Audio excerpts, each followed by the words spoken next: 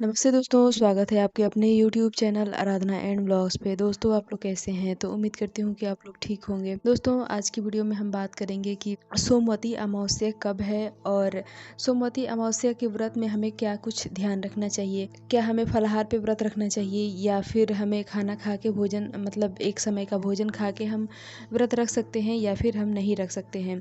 और साथ में अगर हमें सोमवती अमावस्या में जो है पीपल पेड़ की पूजा होती है, तो अगर हम नहीं जा सकते हैं पीपल पेड़ के पास या फिर हमें हमारे आसपास पीपल का पेड़ अगर नहीं हमें मिलता है, तो हमें फिर कैसे पूजा करना चाहिए। साथ ही जो गर्भवती स्त्रियां हैं, जो हमारी बहनें हैं, उन्हें व्रत जो है कैसे करना चाहिए, उन्हें व्रत करना चाहिए या फिर नहीं करना चाहिए, उन्हें किस तरह से पूजा करना चाहिए। और अगला है कि सोमवती अमावस्या के दिन हमें क्या चीज़ ज़रूर दान करना चाहिए। और साथ में बहुत सारे लोग जो है बताते हैं कि सिंदूरा हमें पीपल के पेड़ के पास ले जाके पूजा करना चाहिए। तो क्या सच में हमें सिंदूरा को पीपल के पेड़ के पास ले जाके पूजा करना चाहिए या फिर नहीं करना चाहिए। तो चलिए दोस्तों, वीडियो में हम आगे इन्हीं सब बातों को जानेंगे। तो चलिए दोस्तों, वीडियो को शुरू करते हैं और जान लेते हैं सभी बातों को। तो दोस्तों, सबसे पहला है कि सोमवती अमावस्या कब है। तो दोस्तों, सोमवती अमावस्या जो है 8 अप्रैल 2024 को है।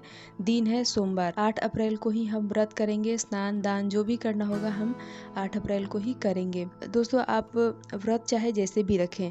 देखिए, व्रत रखने का इसमें 2-3 नियम होता है। जैसे कि बहुत सारे लोग जो है फलाहार पे करते हैं, सिर्फ मतलब फल खाएंगे और बस व्रत करेंगे, उसमें अन्न और नमक का वो लोग त्याग करते हैं। दूसरा तरीका है कि आप अगर आपसे नहीं रहा जाता है या फिर कोई और समस्या है, तो आप एक समय का मीठा भोजन यानी कि शाम के समय आप मीठा भोजन लेंगे, नमक का त्याग करेंगे। और तीसरा तरीका जो है कि आपको नमक भी खाएंगे। मतलब बहुत सारे लोग इनको बीपी की समस्या वगैरह रहती है, वो लोग नमक नहीं छोड़ सकते हैं, या फिर जिन लोग की दवाइयाँ चल रही हैं वो लोग नहीं छोड़ सकते हैं। तो वो लोग क्या करें कि पूजा करें, जैसे सभी पूजा करते हैं वैसे ही वो भी पूजा करेंगे। फेरी सब में लगाना है, जो हम गोल गोल घूमते हैं, धागा लेके लपेटते हैं, वो सभी को लगाना है। चाहे आप व्रत कैसे भी करें, मीठा भोजन करें, नमक के साथ करें या फलाहार करें।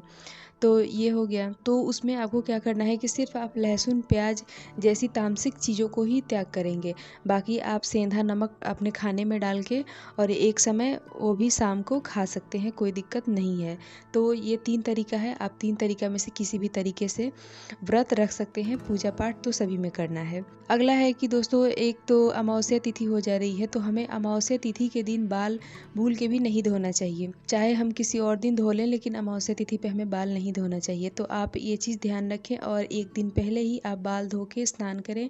स्नान करने के बाद ये चीज़ बिल्कुल ध्यान रखें कि हमें लहसुन, प्याज, मूली, मसूर के दाल, बैगन, ये सारी चीज़ें जो है हमें न छूना है और ना ही हमें बनाना है। अगर आप बना देते हैं घर परिवार के लिए, तो आपको सेवन नहीं करना है नहा खा के दिन। यानी जो एक दिन पहले आप स्नान करके बाल धो के स्नान करेंगी, उस दिन आपको ये सारी चीज़ों को नहीं खाना है। लेकिन जिस दिन व्रत रहता है उस दिन हमें ये सारी चीज़ों को छूना भी नहीं चाहिए। अगर आपके घर परिवार वाले खाते हैं तो हमें ये सारी चीज़ों को नहीं छूना है। तो ये दोस्तों हो गया कि हमें अमावस्या तिथि के दिन बाल नहीं धोना है। दोस्तों, अमावस्या तिथि के दिन जो हमें अपने घर की डीप क्लीनिंग करना चाहिए, या फिर आप चाहें तो एक दिन पहले क्योंकि इस बार जो है सोमवती अमावस्या है, जो कि सभी को व्रत करना है। तो ऐसे में हमें जो है घर का जो मतलब बहुत डीप क्लीनिंग तो नहीं हो पाएगी, जैसे कबाड़ वगैरह बेचना। तो आप किसी और अमावस्या को कर सकते हैं या फिर एक दिन पहले भी कर सकते हैं। दोस्तों, अमावस्या के दिन हमें बालों को भी कम से कम तोड़ना चाहिए। ऐसा मतलब अपना हेयर स्टाइल बनाएं कि जिसमें बालों को कम कंघी करना पड़े और कम से कम बाल टूटना चाहिए। ये हमारे सुहाग के लिए सही नहीं होता है। अगला है दोस्तों कि जो हमारी गर्भवती बहनें हैं, गर्भवती माताएं हैं, उन्हें किस तरह से पूजा पाठ करना चाहिए। तो दोस्तों देखिए, गर्भवती जो है स्त्रियां, उन्हें जो है अगर वो पहले से व्रत करती आ रही हैं तो वो कर सकती हैं, अगर उनसे रहा जा सकता है तो।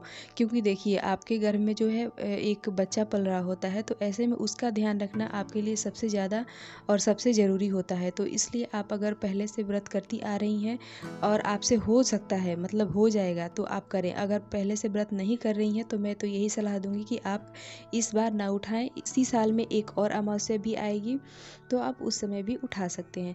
लेकिन जो लोग गर्भवती हैं और पहली बार व्रत उठाना चाहती हैं तो वो लोग ना उठाएं तो ज़्यादा सही होगा। आप पूजा पाठ करके भोजन कर सकते हैं। दोस्तों अगला है कि जो लोग व्रत उठा लिए हैं, पहले से व्रत करते हैं, तो उन्हें किस तरह से पूजा पाठ करना चाहिए। तो दोस्तों पूजा पाठ आप सेम तरीके से ही करें जैसे आप पहले करते थे।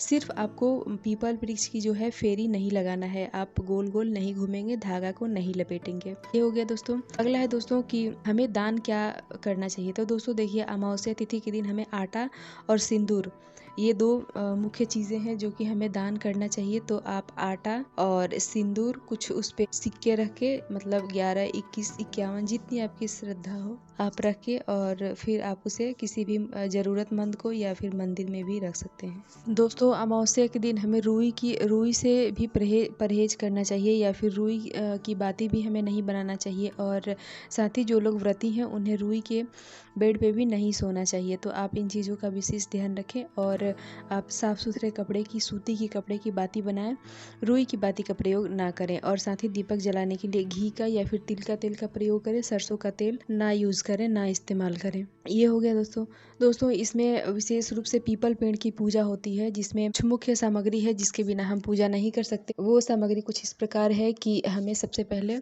कच्चा सूत चाहिए होता है, और कच्चे सूत को हल्दी में डाल के उसे पीला कर लेंगे। उससे ही हम फेरी लगाते हैं। अगर आपको कच्चा सूत नहीं मिल पाता है तो जो धागा कपड़ा सिलने के लिए हम उपयोग करते हैं उसे भी हम फेरी लगा सकते हैं। इसके बाद हमें चाहिए ऐपन। दोस्तों ऐपन क्या चीज़ से बनता है, तो मैं आपको बता देती हूँ कि आप थोड़ा सा आटा, उसमें आप थोड़ा सा हल्दी डालें, कि उसमें आप थोड़ा सा गंगा जल डाल के और मिक्स कर लेंगे तो वो एक लेप की तरह बन जाएगा। उसी लेप को हमें पूजा उपयोग करना है।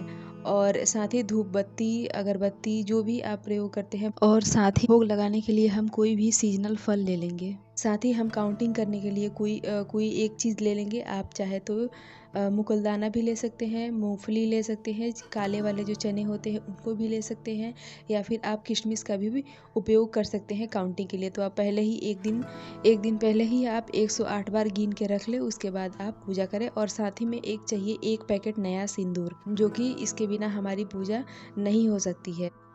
इसके अलावा आप 16 जो सुहाग से जुड़ी सामग्री होती है उसको भी आप ले लेंगे।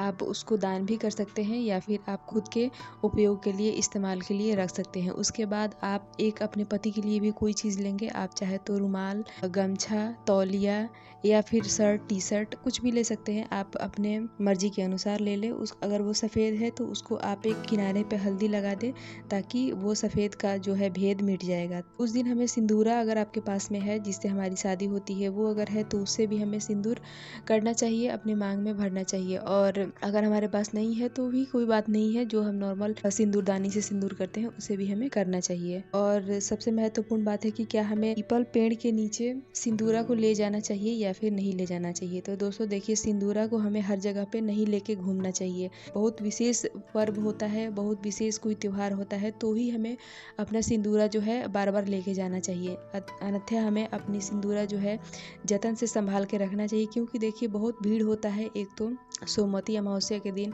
तो हमें हर चीज़ जो है बिल्कुल ध्यान से रखना चाहिए और ले जाना चाहिए। तो मैं तो ये सलाह दूंगी कि आप जो है पीपल पेड़ के नीचे जो है आप सिंदूरा को ना ले जाएं। आप एक पैकेट नया सिंदूर खरीदें, उससे पूजा पाठ करें, और वो ही सिंदूर आप अपने सिंदूरा में ले जा रख दें, तो ये ज़्यादा सही होगा। अपनी सिंदूरा को लेके इधर उधर हमें नहीं घूमना चाहिए। दोस्तों अगला है कि अगर हमें पीपल का पेड़ नहीं मिल पाता है, या फिर हम किसी कारणवश पीपल पेड़ के पास हम नहीं जा सकते हैं, तो हमें पूजा, सोमवती अमावस्या की पूजा कैसे करना चाहिए।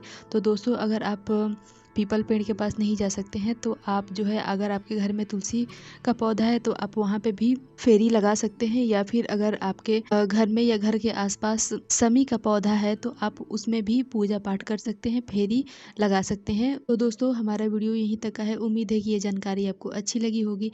अगर वीडियो पसंद आए तो वीडियो को लाइक करके चैनल को सब्सक्राइब करें, और अगर कोई सवाल है तो आप कमेंट करें, उसका रिप्लाई आपको ज़रूर मिलेगा। Thank you so much.